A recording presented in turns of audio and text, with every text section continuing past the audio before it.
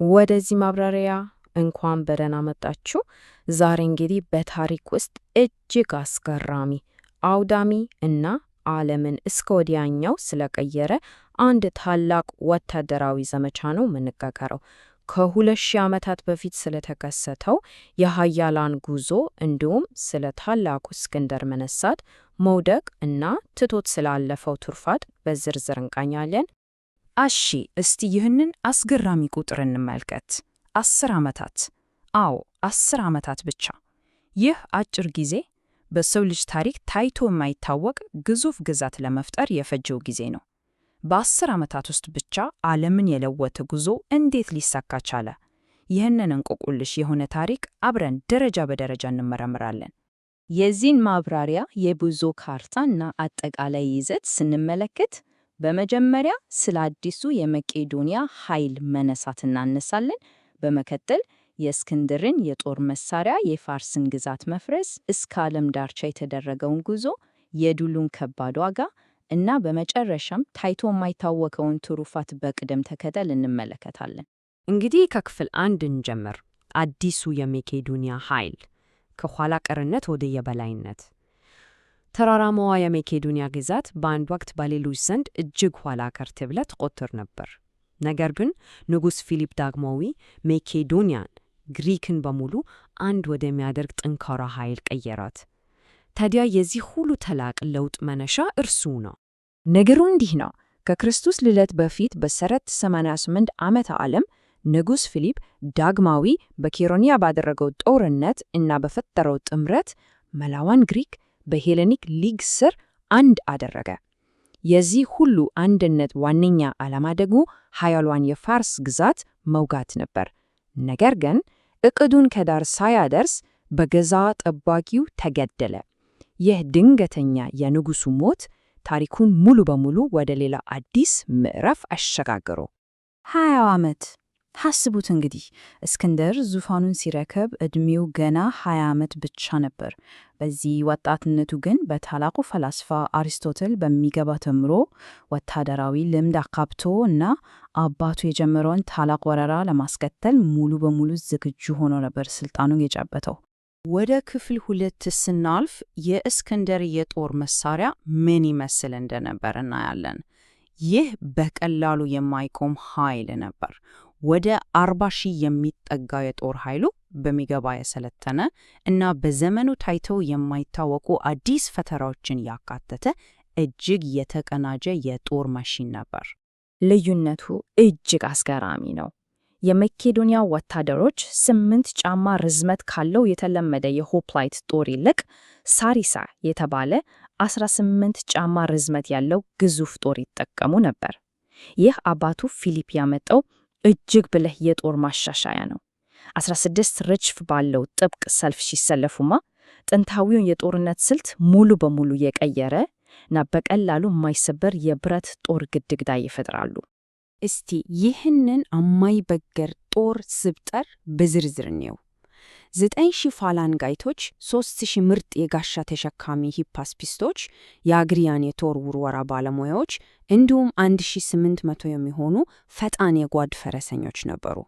እያንዳንዱ ክፍል የራሱ የሆነ ልዩ ድርሻ ነበረው። እስክንድርም ይህንን ኃይል በአካል በመምራት እጅግ ፈጣን እና አስደንጋጭ ስልጠቶችን በመተገብ ከቁጥር በላይ የሆኑ የጠላት ኃይሎችን ብትንትናቸውን ማውጣት ችሏል። ክፍል 3 የፋርስን ግዛት ማፈራረስ። 3ቱ ግዙፍ ጦርነቶች። እንግዲህ ፍጭጫው እዚህ ላይ ነው የሚያጠለቀው።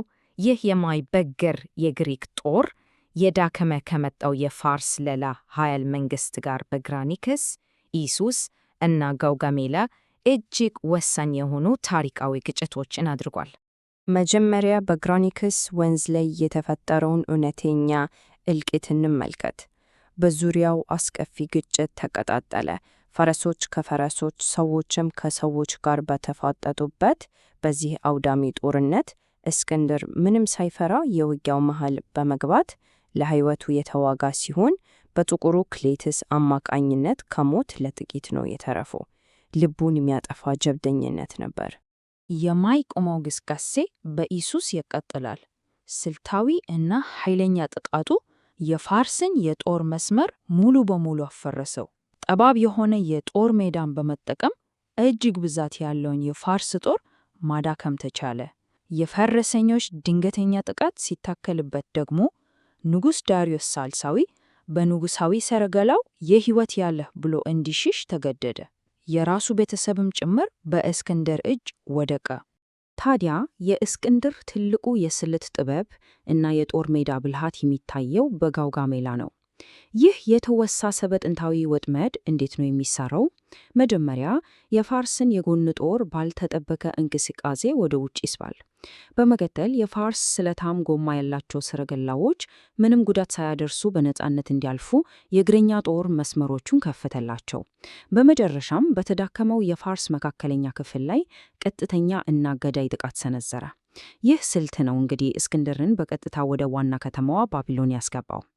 ክፍል 4 እስከ ዓለም ዳርቻ የታሪክ ምዕራፍ ሽግግር። ዳርዮስ ሙሉ በሙሉ ከተሸነፈ እና ከሞተ በኋላ ግን የታሪኩ አቅጣጫ ሙሉ በሙሉ ይቀየራል። ጦሩ ይበልጥ ወደ ምስራቅ ዛግሮስ ተራሮች በመጓዝ አድካሚ እና ፈታኝ የደፈጣ ውጊያ ውስጥ ይገባል። አስገራሚና አሳዛኝ ክስተት እዚህ ላይ እናገኛለን። አስደናቂዋና የፋርስ ግዛት የክብረ በዓሉ ዋና ከተማ የነበረችው ፐርሴፖሊስ ከክርስቶስ ልደት በፊት በ480 ግሪክ ላይ ለተፈጸመው ወረራ አጽፋ ተብላ ተዘረፈች። ከዚያም በእሳት ጋየች። ነፃ አውጪ ተብሎ ይታሰብ የነበረው ንጉሥ ልክ እንደ ጨካኝ ወራሪ እርምጃ መውሰድ ጀመረ።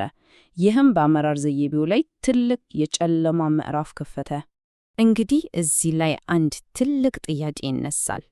በእርግጥ ነፃ አውጪው ወደ አምባገነንነት ተቀይሮ ነበር? ይህ ጥርጣሬ የጀመረው እስክንድር እጅግ አከራካሪ የሆነው የፋርስ ባህሎችን መቀበልና መልበስ ሲጀምር ነው። የድሮ የጦር ጓዶቹን አግሎ የራሱን ባህል በመተውና በጥርጣሬ ከፍተኛ ጄኔራሎቹን ማስገደል ሲጀምር ይህ ስጋት ይበልጥ እውነት እየሆነ መጣ። ነገሮች የከፉ የሄዱት እስክንድር ሰዎች በፊቱ በግንባር እንዲደፉ ማዘዝ ሲጀምር ነው። ይህ ለግሪኮች ጽኑ ስድብ እና ድንበር ማለፍ ነበር። ምክንያቱም እንዲህ አይነቱ ክብር የሚገባው አምላክ ብቻ ነው ብለው ያምኑ ነበር። ይህ የባህል ልዩነት ውጥረትን ከመጠን በላይ ከፍ አድርጎት ሕይወቱን ያተረፈውን ውድ ጓደኛውን ክሌተስን በስካር መንፈስ በአሳዛኝ ሁኔታ እስከ መግደል አድርሶታል። ታላቅነቱ በውስጣዊ ቀውሶች መታመስ ጀመረ ማለት ነው። ክፍል 5 የድል ዋጋ፣ የመጨረሻው የትዕግስት ጥግ። ምንም እንኳን ጦሩን ማይበገር ቢመስልም ወደ ህንድ ዘልቆ በመግባት ከጦር ዝሆኖች ጋር አድካሚ ውጊያዎችን ማድረግ ሲጀምር የዚህ ማለቂያ የሌለው የስልጣን ጥማት ከባድ ዋጋ ጦሩን አዳከመው። የሰው ልጅ አቅም ገደብ እንዳለው በተጨባጭ ታያ።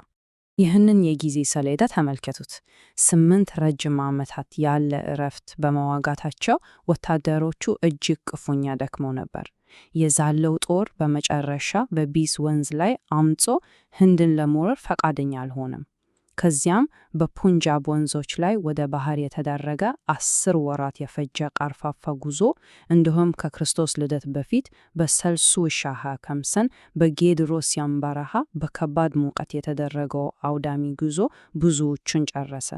ይህ ሁሉ የድሉን አሳዛኝ የመጨረሻው ዋጋ ቁልጭ አድርጎ ያሳያል። ክፍል 6 ታይቶ የማይታወቀው ትሩፋት፣ የዘመን ፍጻሜ። በመጨረሻም ከብዙ የጦር ሜዳ ቁስሎችና ሞት የተረፈው ይህ ንጉሥ የገጠመውን ምስጢራዊ አሟሟት እና ያስከተለውን የታሪክ ትርምስ እንመረምራለን። 32 አዎ አስቡት፣ ዓለምን ያንቀጠቀጠው እና በጦር ሜዳ ፈጽሞ ያልተሸነፈው ኃያል አዛዥ በባቢሎን በተነሳ ድንገተኛ ትኩሳት ገና በ32 ዓመቱ ከዚህ ዓለም በሞት ተለየ።